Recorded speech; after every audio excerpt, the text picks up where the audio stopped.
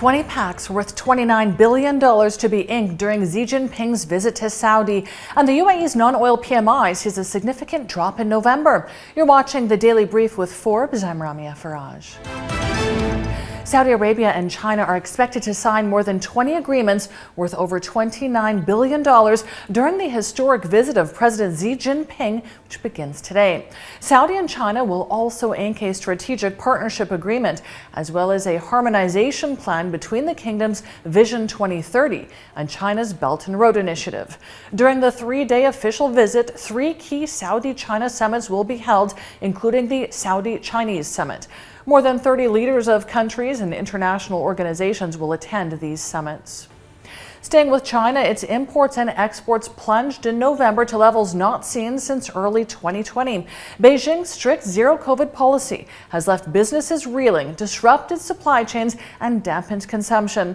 November imports fell 10.6% year-on-year, the biggest collapse since May 2020.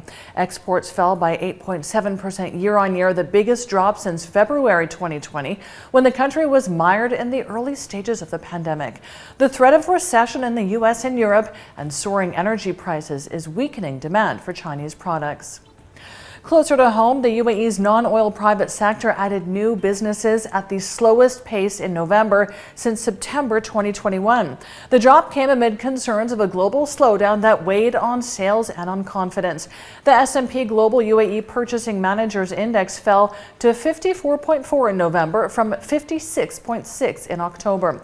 It points to a slowdown in growth across the non-oil economy. However, the headline reading of 54.4 suggests UAE businesses are still enjoying robust growth.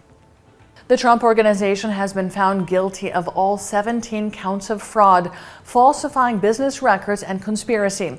It took the New York jurors about 10 hours to come back with their decision.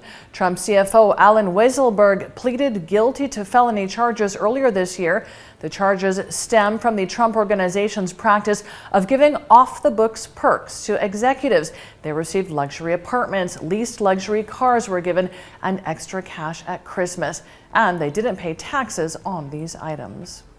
Airbus has abandoned its forecast for jet deliveries and its date for its key production goal, but it's maintaining its financial targets. The world's largest plane maker is limping towards the end of a year haunted by disruption in factories and supply chains.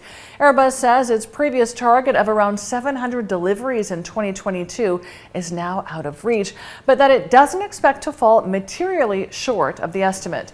Airbus delivered 563 aircraft between January and November. And Morocco's national football team were the underdogs last night, but after its match with Spain, it's the first Arab country to reach the quarterfinals of the World Cup.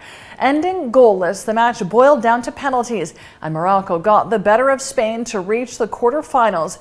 In Rabat, people jammed roads leading to a square where fans had partied after the team's previous victories, and much of the Arab world joined in their celebrations as congratulations streamed in from presidents, royalty, and other leaders. I'm Ramia Faraj. This is the Daily Brief. Thanks for watching. Bye for now.